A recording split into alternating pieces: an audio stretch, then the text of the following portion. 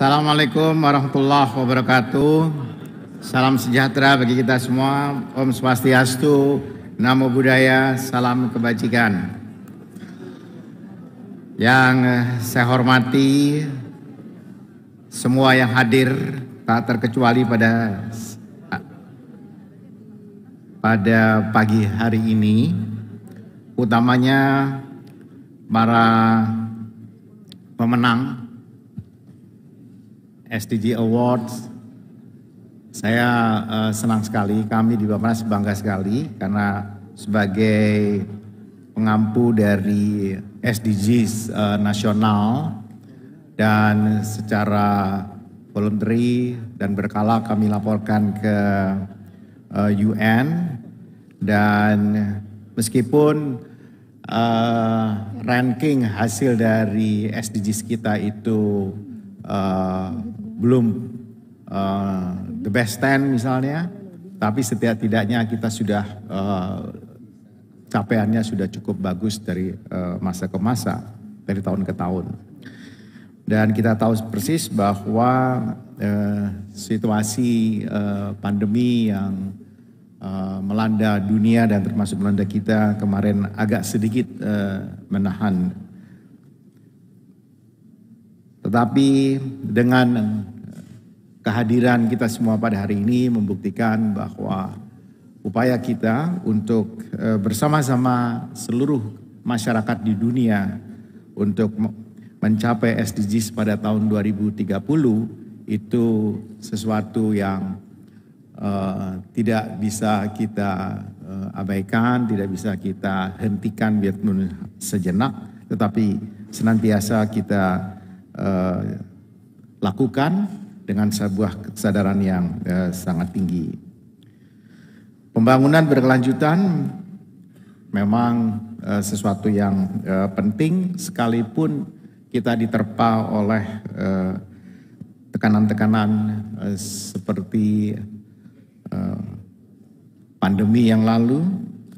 Dan berdasarkan laporan Economic and Social Commission for Asia and the Pacific dalam Asia and the Pacific SDG Progress Report tahun 2022, pencapaian SDGs di kawasan Asia Pasifik diperkirakan akan melewati tahun 2030. Jadi target 2030 akan bergeser. Kita juga akan dihadapi dengan triple planetary crisis, perubahan iklim, polusi, dan hilangnya keanekaragaman hayati yang mengancam sumber pangan kita. Tapi saya yakin kalau Pak Rektor IPB itu dengan tangannya sendiri melakukan kebun dari buah-buahan, yang pengetahuan saya seperti itu, untuk membuktikan buah-buah kita nggak perlu impor ya Pak ya. Meskipun hari ini kita tetap impor. Terjadi peningkatan intensitas kejadian bencana. Kita baru saja mengalami gempa bumi misalnya di kemarin di Sangir Talaut, kemudian beruntun di Cianjur dalam minggu lalu. Dan potensi kerugian ekonomi diperkirakan hingga mencapai 544 triliun. Kebutuhan dana untuk pencapaian SDGs tentu mengalami penurunan, dan ini memerlukan semua tidak hanya pemerintahan tetapi juga seluruh masyarakat, seluruh sektor kehidupan, seluruh pelaku, baik pelaku ekonomi, karena terjadinya kesenjangan pembiayaan SDGs itu. Dan dalam G20 Leaders Declaration, para pemimpin G20 berkomitmen untuk mempercepat pencapaian SDGs dan mengisi gap kekurangan dana dalam rangka pencapaian SDGs. Khususnya dalam rangka menangani perubahan iklim. Pemulihan pandemi menjadi sarana mempercepat transformasi ekonomi hijau kita, dan kita dipimpin oleh Kementerian KLHK melakukan akselerasi pengurangan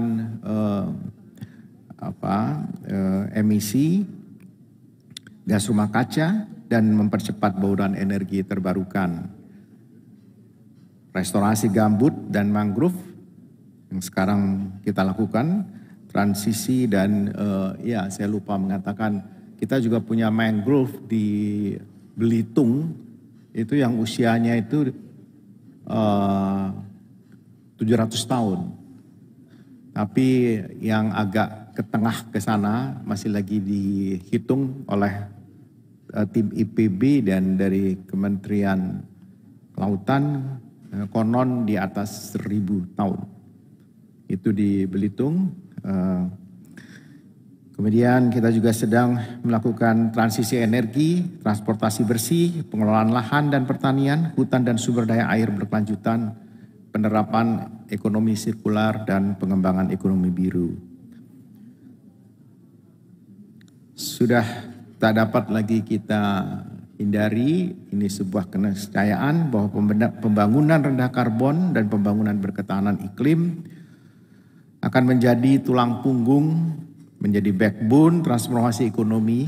Dalam hal ini adalah transformasi ekonomi hijau.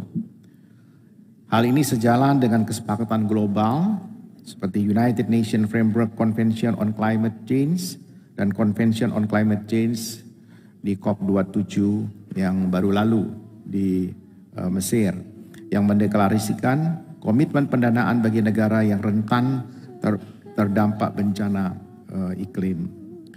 Pembangunan rendah karbon dan berketahanan iklim merupakan pembangunan nasional yang kita jadikan mainstream dan tertuang dalam RPJMN 2020-2024 khususnya di RKP yang akan datang tahun 2023. Target ekonomi hijau mudah-mudahan kita dapat capai, bukan hanya pencapaian net zero emission tahun 2060 dan mudah-mudahan bisa lebih cepat dari itu. Namun pertumbuhan PDB itu selaras dengan pertumbuhan ekonomi hijau atau setidak-tidaknya backbone dalam pertumbuhan ekonomi didrive oleh ekonomi hijau mencapai 6,1 hingga 6,5% sampai dengan tahun 2050 dan diperkirakan dapat membentuk green jobs ya sekitar 1,8 juta pada tahun 2030. Kita juga berharap mangrove kita akan bertambah luas menjadi 3,6 juta hektar, hutan primer yang terlindungi bisa mencapai 3,2 juta, 4,1 juta hektar tutupan hutan bertambah dan 40 ribuan jiwa terselamatkan dari resiko polusi udara. Kita juga mendorong blue economy dalam mendukung pembangunan berkelanjutan. Ekosistem pesisir dengan area mangrove terbesar di dunia yang tadi saya katakan seluas 3,3 juta hektar ini menyimpan setidak-tidaknya sejumlah 3,3 gigaton karbon atau setara dengan 17% karbon biru global. Pendanaan inovatif dalam kerangka blue carbon meliputi sektor perikanan, konservasi, energi terbarukan, manajemen sampah, transportasi laut, serta pariwisata. Presiden memberikan arahan agar target SDGs tetap harus dicapai meskipun kita menghadapi pandemi. Aksi nyata yang telah didemonstrasikan oleh saudara-saudara sekalian dan kerjasama semua pihak sangat diperlukan dalam rangka akselerasi ini, terutama untuk yang didukung oleh penguatan dalam rangka regulasi yaitu Perpres SDGs nomor 111 tahun 2022.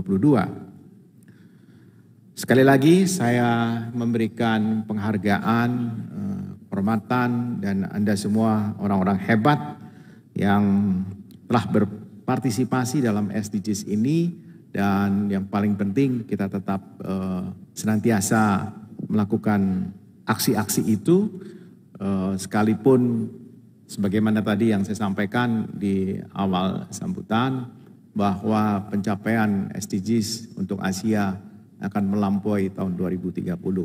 Mudah-mudahan kita bisa membuktikan di Indonesia lebih cepat dari itu. Sekali lagi selamat pada pemenang award. Saya bangga dan Anda semua hebat. Terima kasih. Assalamualaikum warahmatullahi wabarakatuh.